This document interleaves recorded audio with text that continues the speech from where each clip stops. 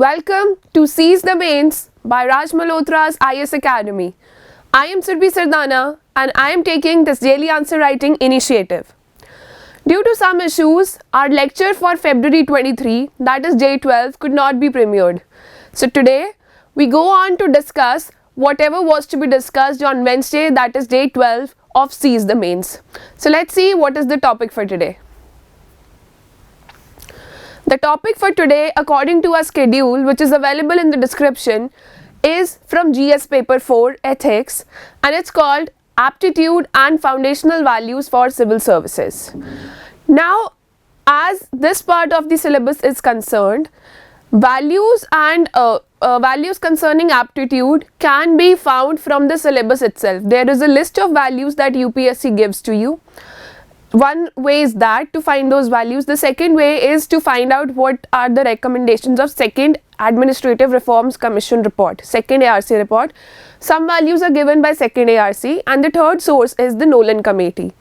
Because the Nolan Committee is a very westernized committee, it was there for the Western world. So, Indian government came up with this idea of second ARC, and according to the recommendations of second ARC, whatever the values have been recommended, they are the ones which are useful for our exam in most of the answers.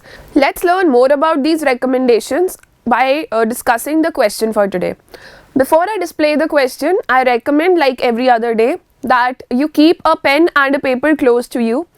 As you see the question on the screen, just pause the video for a while, or while looking at the question, while we are understanding the question, just note down the points that come to your mind.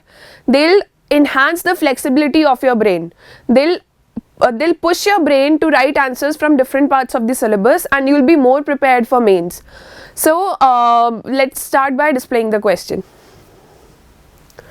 Let me read this out for you. The question for the day is, identify 5 ethical traits on which one can plot the performance of a civil servant. Justify their inclusion in the matrix. Answer in 150 words for 10 marks. So, according to this question, you have to find out, you have to give to the examiner 5 values on which you can judge or you can assess the performance of a civil servant. So, this is the same question. It is asking you about the aptitude and foundational values required in civil services, but it is asking you from an observer's point of view, that if you are somebody who is observing the performance of a civil servant, then out of the n number of values that you have studied and read about in your ethics books, what are the 5 values which you think can be used as tools to assess the performance of a civil servant?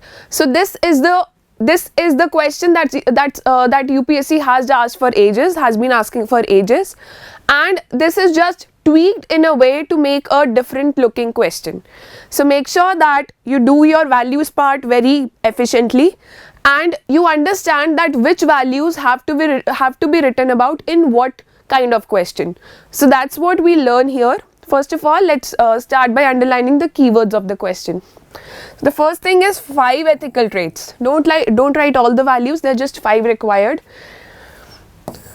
Ethical traits, that is the values that we have learned, which can plot the performance of a civil servant. Justify their inclusion in the matrix. Since it is a 150 words question, you will not have time or word space to justify inclusion of these values in a separate paragraph. So, as and when we write values, for example 1, 2, 3 to 5, so as we note down these values, justification has to be carried out in the definition itself. Whatever the explanations that you are writing for these values, whatever the explanations you are writing for these 1 to 5 values, that justification has to be given in their explanations only. So, that is how your answer will make up for 150 words.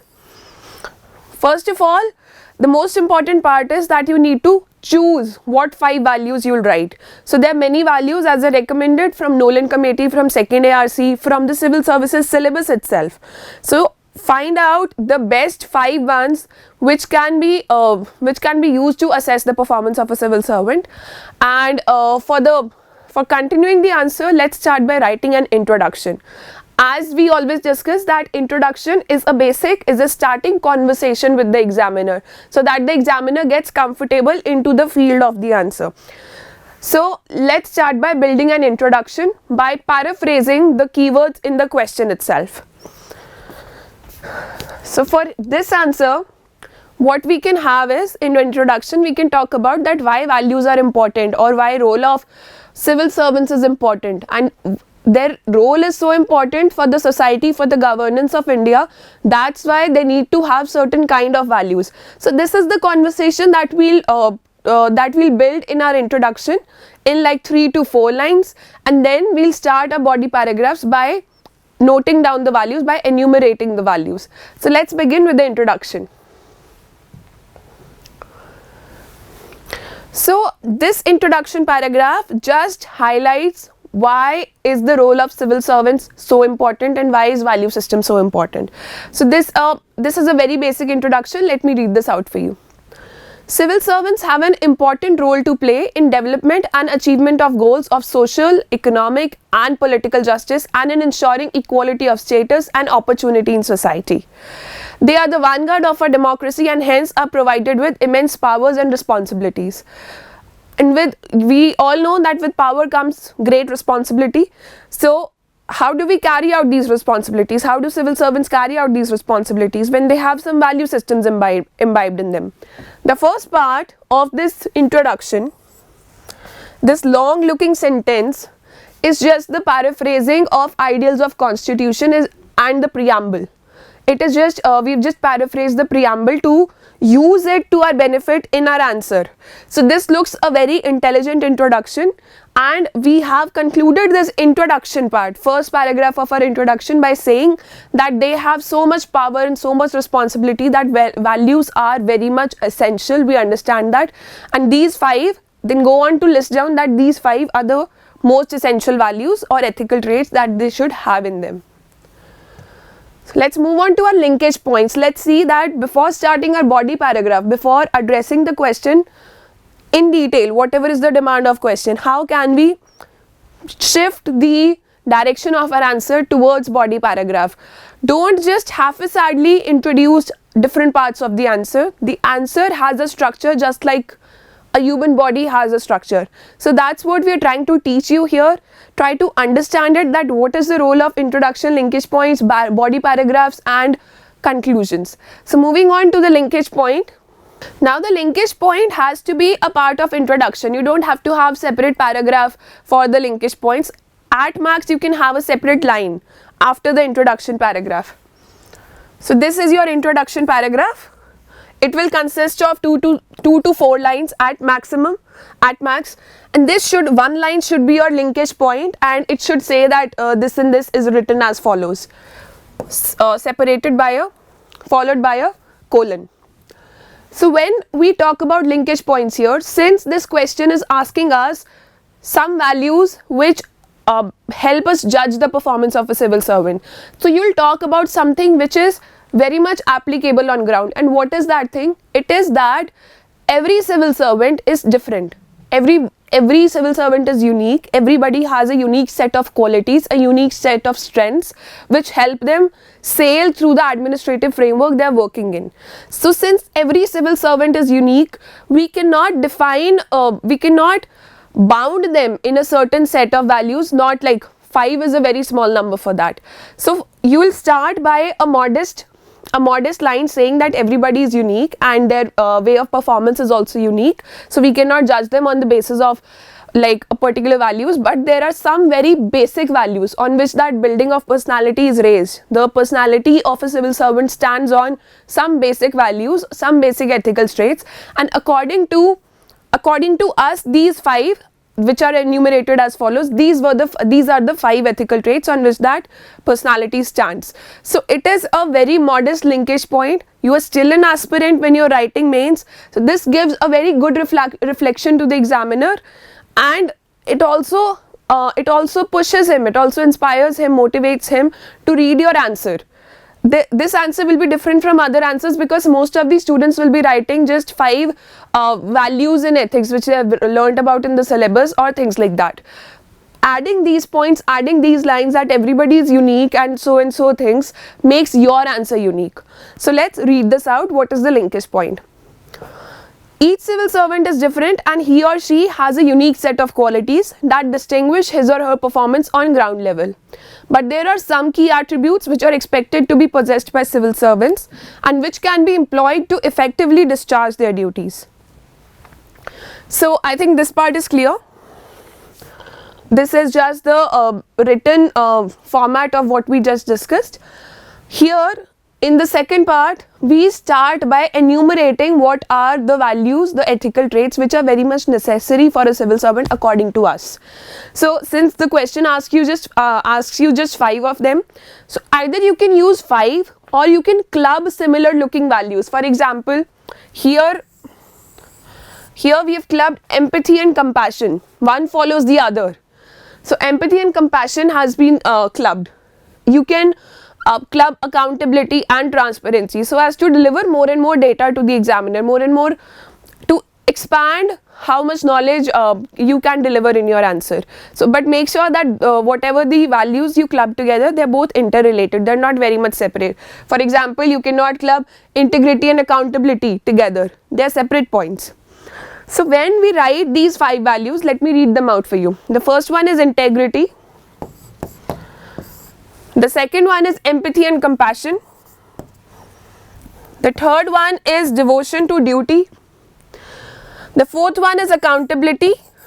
And the fifth one is objectivity. You can write them in any order. You can choose to add your own values which you have read about or you think as a human being which are personal to you, that okay, if I was the observer of this civil servant, I would want this particular value to be in him. You can add honesty, like simple value like honesty instead of accountability or objectivity or transparency. So whatever values you feel are right, think of this question not as a test but as a life lesson or a life test. So whatever you feel right, just put those values in your answer because that is what will make your answer unique. So we have listed here the 5 values, but since this is a 150 words question, what we can do is we can start by talking about these values in detail straight away. But obviously the more organized something is, the more it is understandable for the examiner. So if you try to write your body paragraph straight away after this linkage point, so the examiner might get confused also. So what we'll do is, instead of writing this part here, we'll put it in form of a diagram. For example, a pentagon. It has 5 vertices. So a diagram like this can help you write all the 5 values in form of a diagram, and it doesn't cut you, it doesn't take a lot of words also, it is not counted in your word limit. So the examiner will also come to know what are the 5 values you are going to talk about, so we'll directly jump to the body paragraph and you will also save on a lot of words. The other idea is this diagram. Whenever there is no diagram coming to your mind, just draw this simple diagram and write all the features or whatever the parts. This is the simplest diagram. That is just a variation of it. You can have your own diagrams too, and I encourage you to have your own diagrams because you need to have unique answers. In mains, the examiners get bored from after checking answers one after the other. So whenever they find something new and interesting, they award you more marks. So let's move on. We have done the enumeration of values. Let's move on to a first value, which is integrity. So see, this answer has 5 values, 5 parts into the body paragraph. The first line of here we are using bullet points. So bullet points save you from using full sentences and they save you on word limit. So 150 words answer, and when 5 things have to be addressed, use bullet points. You don't have to make full sentences, you'll have like shorter word limit, and there are chances that you'll cross the word limit. So first thing is that using bullet points in 150 words answers is a very good thing. The second point is that the question asked us to justify whatever the ethical traits we are enumerating in our answer. So justification has to be there. The first part can be about definition of integrity and why civil services needs integrity. The second part has to be about justification, that why integrity is essential. So definition plus justification has to go together. It has to go hand in hand in your body paragraph under every value. So let's start by talking about integrity. So integrity is something that goes way beyond honesty. If a person is honest, he'll directly follow the rules and orders of his seniors. But if a person has integrity, he'll also put into the picture his own conscience. He'll ask his own conscience that whatever action I'm taking, is it right? Is it for the benefit of the people? Because that is what governance is about. So we don't need followers. We don't need followers of rules all the time. We need people who come out with their unique ideas, guided by their own spiritual self and their own conscience, who come out with ideas and solutions which are applicable to our unique society and culture in general. So we've learned about so many IAS officers. When we study ethics, we see so many examples of IAS officers who took a different path, who took the road not taken, and their ideals are imbibed in the way our administration functions today. So we take those examples because those people, they followed their value system, their conscience, by adhering to the rules or tweaking the ways things were functioning, and we follow their examples and their ways of conduct now as new ways of governance, as new forms of administrative action. So integrity is a clubbing of honesty and conscience. It means that a person is following rules, code of conduct and code of ethics, which is a personal code which differs from person to person, but code of ethics is also followed by that person. So let me read this out for you. The ability of an individual to remain consistent and committed to his or her personal and professional values. So this clarifies what we just discussed.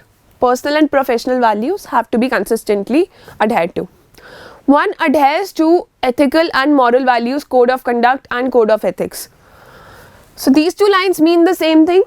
We've given it here for explanation. Since the answer is for 150 words, choose the line that best suits you or create your own line out of the meaning of these two. So there was this one particular example that if people are protesting for a good cause, and it is right of people under Article 19 to protest in a democracy. So what will you do if your senior orders you to carry out a lathi charge, or if the minister orders you to carry out a lathi charge? Will you follow the orders directly, or will you listen to your conscience and try to delay it, or try to talk to the people first, because these could be the repercussions? So will you take the alternative, the middle route, the balanced path? Will you be able to take that in that time of crisis? So that is what integrity is about: listening to your own conscience, your own, being emotionally intelligent around the decisions that you take, and that has to be guided by your spiritual self, that your value system, your own conscience. So let me read the second part for you. This is the justification of integrity, and you have to justify every value that you write down here. So integrity is a personal choice and an uncompromising and consistent commitment to honor moral, ethical, spiritual and artistic values and principles. Integrity compels civil servants to be socially conscious and to welcome both personal and professional responsibility. So social consciousness is the key word here. It is a very important term. We want socially conscious civil servants, and that is only possible when we have civil servants with integrity. Honesty is not enough. Integrity is what we need. So its values encourage them to be honest in all their dealings and committed to a lifelong search for truth and justice. So this last line sums up that we need a complete, whole personality in form of a civil servant, because that is how the benefit of society on the ground level can take place. So the second part justifies it. Let's move on to the next value. The next value is empathy and compassion. So when we read psychology, there are levels that first comes sympathy, then comes empathy, and then comes compassion. Sympathy is when you feel bad for somebody who's suffering.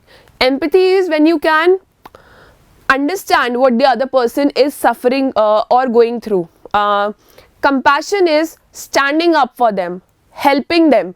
After empathy, that when you've understood that okay, this is what the person is going through, you've understood their behavior, maybe they're angry, maybe someday if you stay at home maybe one of your parents is angry one day, so then you feel that, okay, why is this anger being busted upon me? So if you're empathetic enough, you'll go back to the previous days or the previous morning. You'll try to relate whatever the factors have been there and what are the factors responsible for this anger, and you will not retaliate with anger or retaliate with blaming. You'll not just retaliate, you'll be standing beside them compassionately. You'll be there for them. You'll say that, okay, I hear you, I understand you, and I'm here for you. So that is what compassion is about. This was a personal example. Having empathy and compassion for a civil servant is the most important thing, because a lot of people come to you directly with your complaints. A lot of groups send complaints to you and send their talk about whatever is needed. So to be able to empathize with them, irrespective of whatever the social or economic background you have, to be able to empathize with all kinds of people of the society that approach you, and to be able to stand for them, to be able to be for them compassionately. That is what empathy and compassion is about. And if a civil servant is empathetic and compassionate, you can judge, assess his performance through his work. It will reflect in his work, it will reflect in the schemes, in the way he's been carrying out the policy in his area. So this is a very good, these two are very good values for assessing, for plotting the performance of a civil servant. So let me read this out for you. Empathy is essential for understanding wider perspective, rational thinking, feeling emotions of others by stepping into their shoes. So this part defines empathy, and it also justifies empathy, that why is it essential. Wider perspective, rational thinking, feeling emotions of others by stepping into their shoes. Our society relies on empathy to facilitate connections and forward movement. Indian society is hierarchical in nature, so it's duty of the civil servant to uplift those who are at the bottom of the development table. So as we discussed, that irrespective of your personal or economic background, of your social or economic background, empathy should be a value that should be there in all civil servants. That is very much required, because we live in a hierarchical society. So no matter what part of the society, what class, what caste the person is coming from with a grievance, you should be able to address it, you should be able to understand it, relate with it, and be there for it, find out solutions for it. So this is what is about. Civil servants help to bring socio-economic change in the society, and compassion is important for citizen-friendly governance. Social justice can't be possible without being compassionate towards weaker section of people. Citizen-friendly governance is the key word here. That is what we aspire for. That is what civil services is about, for making the governance citizen-friendly and for socio-economic upliftment of society. So moving on, these points justify these values very accurately. Go through them once again when you download the PDF of this presentation. Moving on to the next value, it is called objectivity. See, there is a certain set of rules that are followed in administration and governance, and civil servants need to adhere to those rules. When it comes to objectivity, there has to be a balance between following your emotions, listening to your emotions, and following rules. When listening to your emotions, following your emotions, being swayed by your emotions is a negative concept.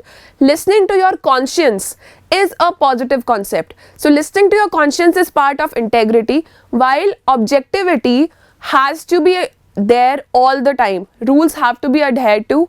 Decisions have to be taken in a non-partial and non-biased way, because that is what governance is about. We have a written constitution, we have all our codes, all our laws written, and though they need to be followed and carried out administration. So let's read out what objectivity is about.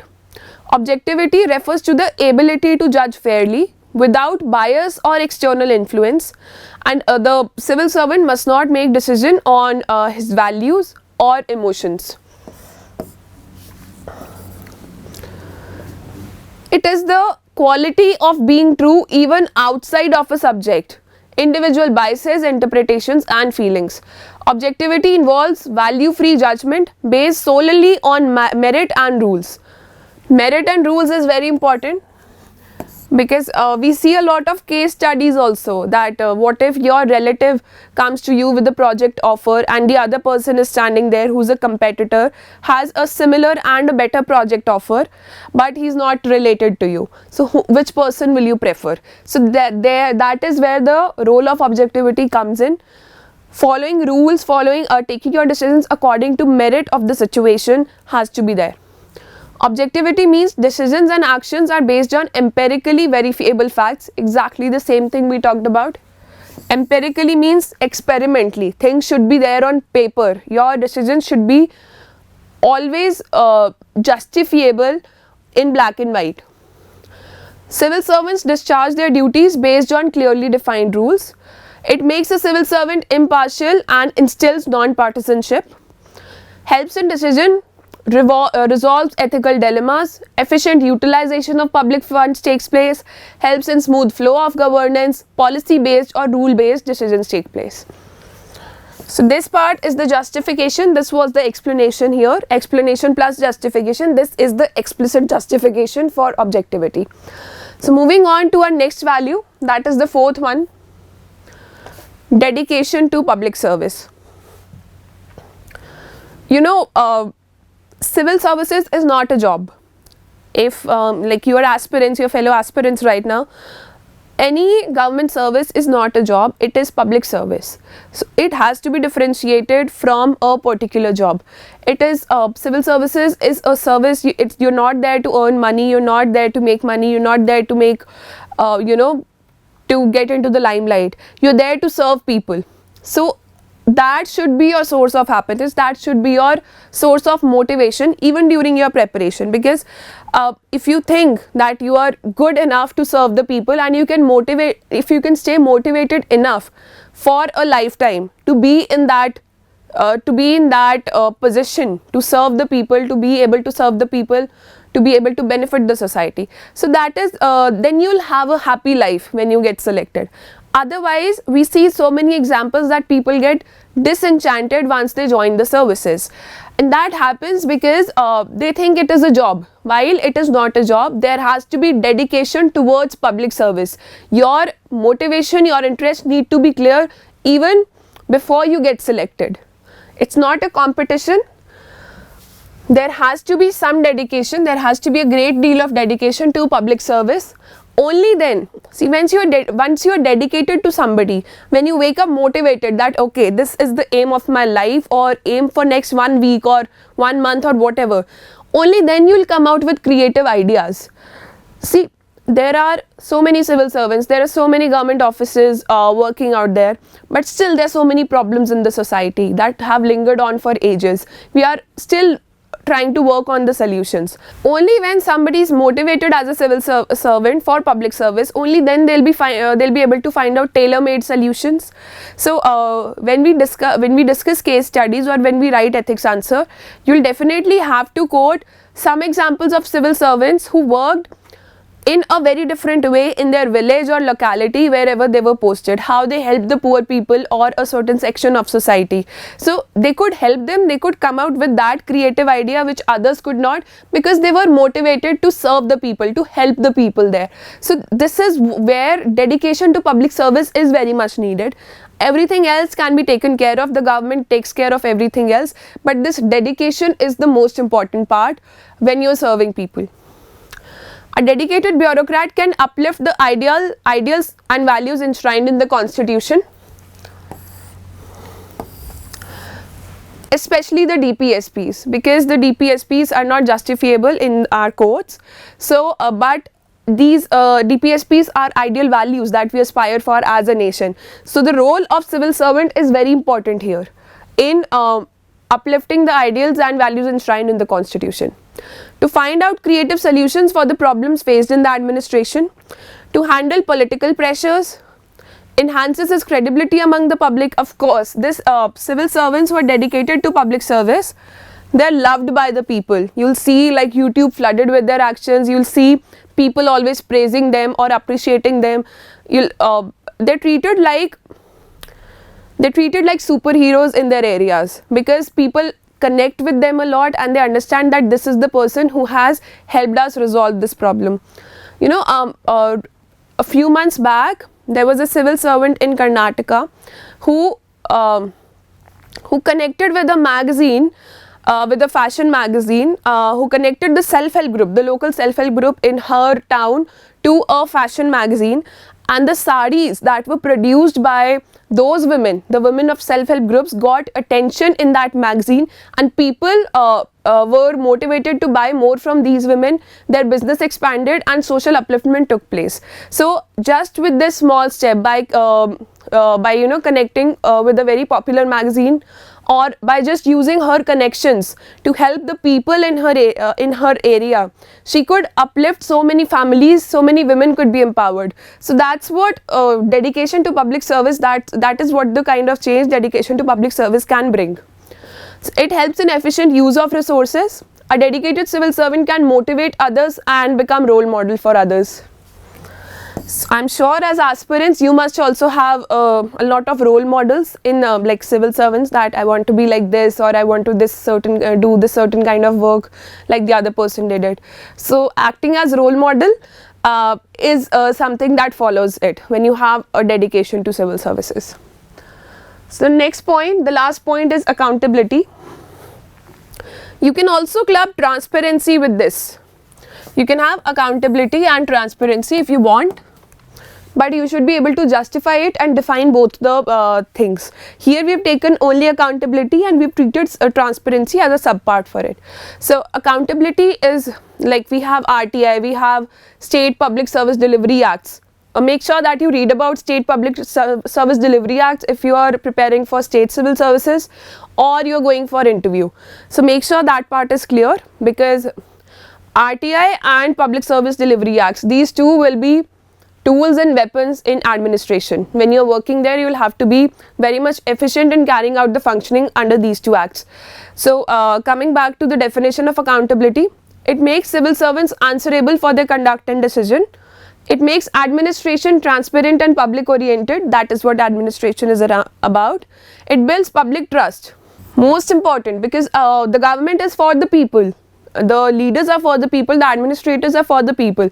So public trust in offices, in government offices, has to be there, and that comes if there is a lot of accountability. Where is my file lagging? Where is, like, how much time will my document take to process? Or is it being processed legally, or somebody else through other means has come in? So when the government office becomes answerable to all these questions and deals all the things with utmost transparency, public trust builds up, and more people are motivated to avail government services and public trust, and they feel that the government is serving for their benefit. It deters unethical conduct. That's very true. Because if a civil servant is accountable, his juniors will always have that in mind, that we have to follow suit, we have to follow what our senior is doing. So it also deters any kind of unethical conduct that could be carried out at lower rungs of administration. So these were the 5 ethical traits. Again, I'm repeating that you can have ethical traits from your side as well. These were the 5 ethical traits, 5 broad ethical traits. You can have your personal as well. You can take more ideas from Nolan Committee or second ARC. Take examples from second ARC preferably, because there are many values, 1 or 2 values under Nolan Committee which are not relevant for India. Selflessness is one of them. And there could be any other values. So second ARC, following an Indian document, following the values imbibed in that Indian document is the best way to go. So this is about it. Let's conclude it. We already had a very long body paragraph. Make sure when you write your answers, you don't write such long answers, you adhere to the word limit. Practice adhering to the word limit. Try to convey whatever the information you have in 150 words only. Don't cross the word limit.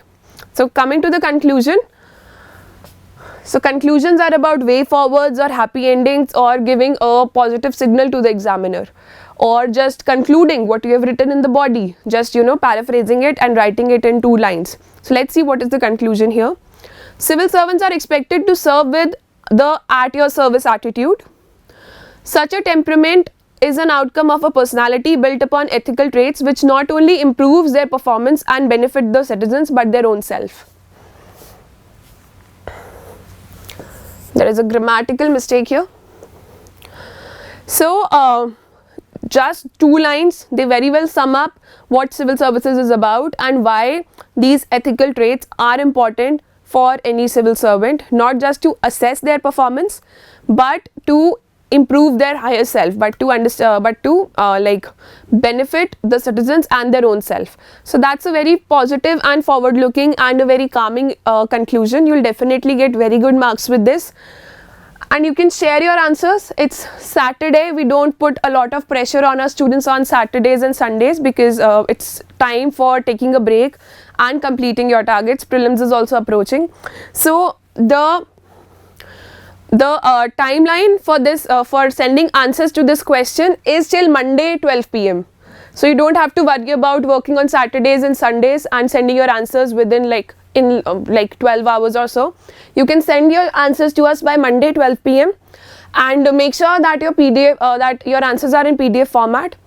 Also, don't copy this answer. We've been giving feedback to most of the students that you have just copied whatever the content was there in the answer. Don't copy the content in the answer. Even if you're copying the titles, make sure that you have your own type of diagram or the explanation is justified. Use like Google News or use examples from your own area, your own locality, because these answers will also serve as notes for you when you'll be writing mains. So you cannot have copied answers. You can mail your answers to us at rmiasmainswriting@gmail.com, and we'll meet on Monday now with another topic. And according to our schedule, if you're watching this for the first time, we have a complete divided schedule till March 17, and after that we'll be launching soon. And according to that schedule, we arrange our video discussions according to that schedule. And according to that schedule, the discussion topic for Monday is from GS3.